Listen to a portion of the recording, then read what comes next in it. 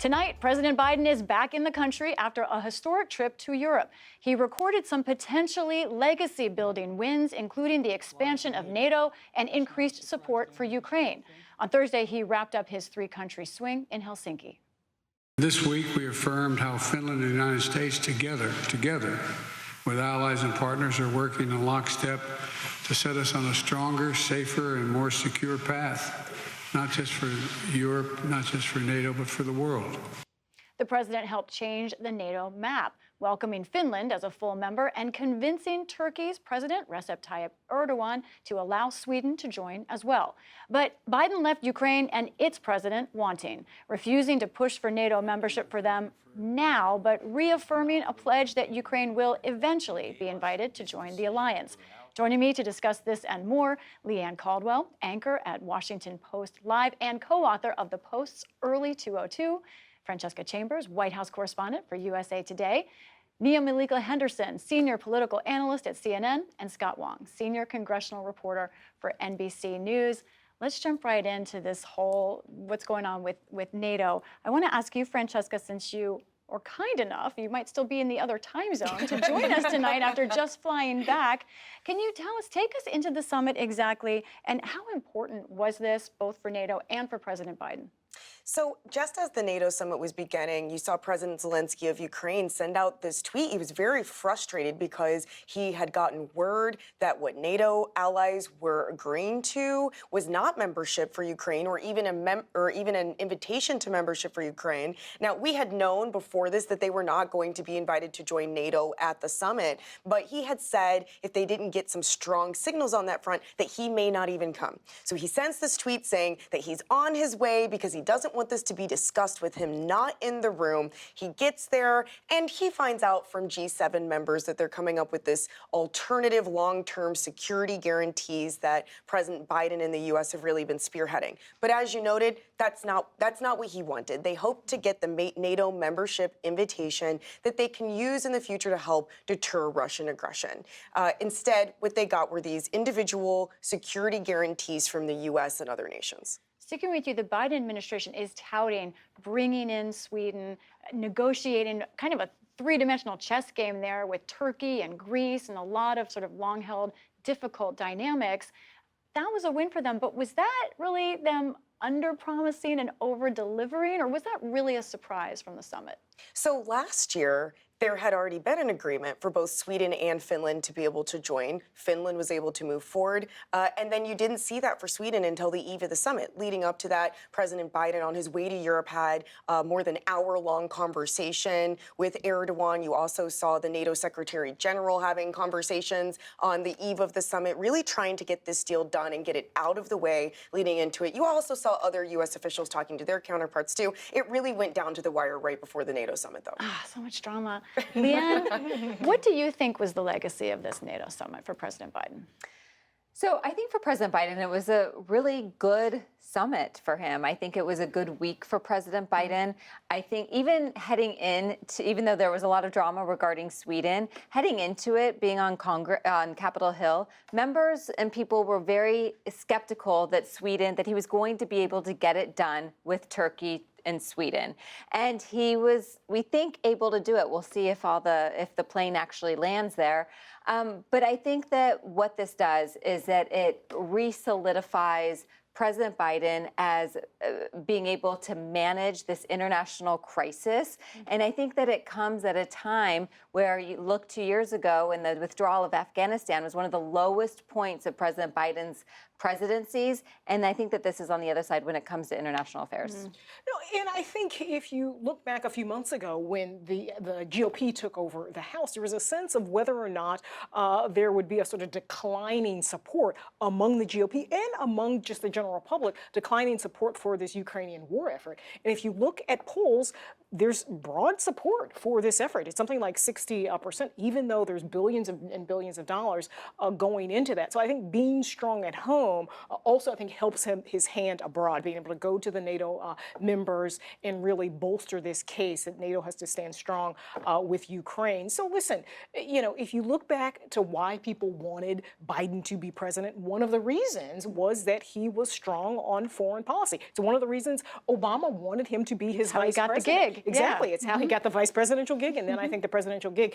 as well. And so there, I think if you're the White House, you're looking at a pretty successful summit. And in fact, he didn't make any real mistakes, right? Because there have been times when he's been overseas where there are sort of gaffes or maybe what could be construed as senior moments. You didn't have that with this. Is that the bar, though? No mistakes? Is that where we are? Scott, we talk to House and Senate Democrats all the time on the Hill, and behind the scenes, they're really not quite sure about Biden.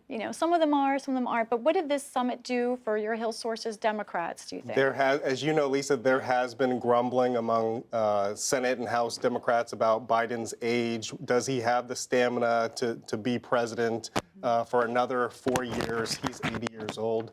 And so I think what this, week showed is that he can deliver. I talked to a number of Democrats on the Hill, Veronica Escobar, who serves on armed service. She called it an overwhelming success. She said, look, there's something to the fact that this man is a seasoned leader.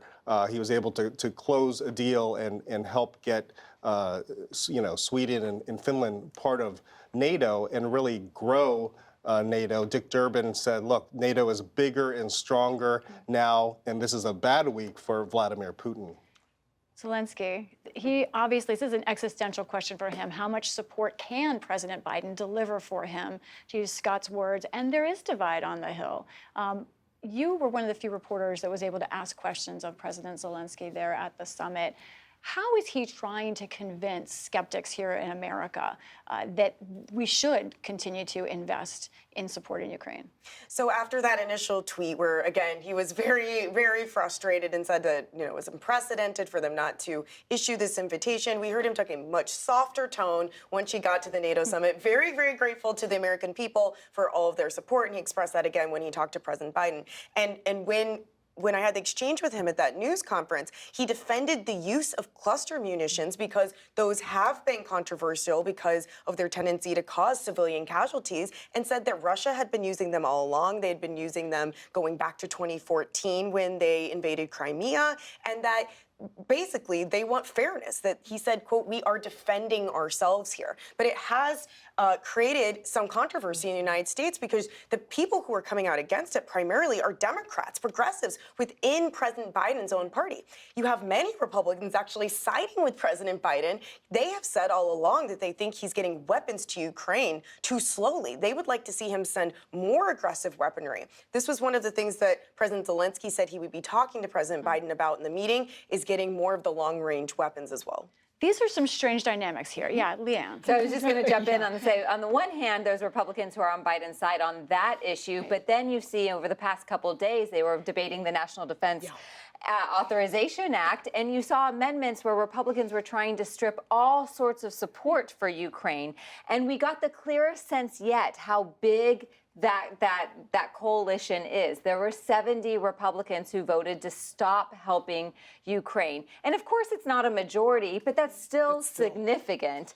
And so, it's going to continue to be a challenge, especially since with the security agreement, they promised to continue to help Ukraine, humanitarian, military aid, and that has to go through Congress. Yeah, how did we get to this point where now we have many Republicans who do not want to support sort of what would usually be a Cold War, move against Russia, former adversary, continued adversary, versus there's Democrats who do support more military, with some exceptions, with the cluster bomb exception. But how did this dynamic evolve? I think the answer is Donald Trump. I mean, he sort of, scrambled the decks in terms of Republican stance on Russia, on Putin, on foreign policy, on foreign intervention, and war. I mean, his rhetoric about Putin often suggested that, he wanted to be best friends with Putin.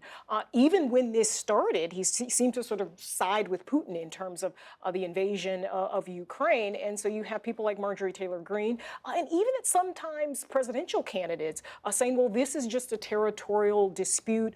America needs to focus on its own border. We don't need to be sending money to Ukraine to protect their border. So I think, this sort of starts with Donald Trump's rhetoric in 2016 and his rhetoric in office about foreign engagement, about international alliances as well. He's very skeptical of NATO. And so this is what we have. We're about to talk more about House Republicans, but Scott, one more question on this front. What do you think are the prospects on the Hill for Ukraine support? Senators seem to think a supplemental will happen. The House thinks no way. Yeah, one of the more fascinating aspects of the Ukraine angle is that Marjorie Taylor Greene was leading the charge trying to block funding for Ukraine.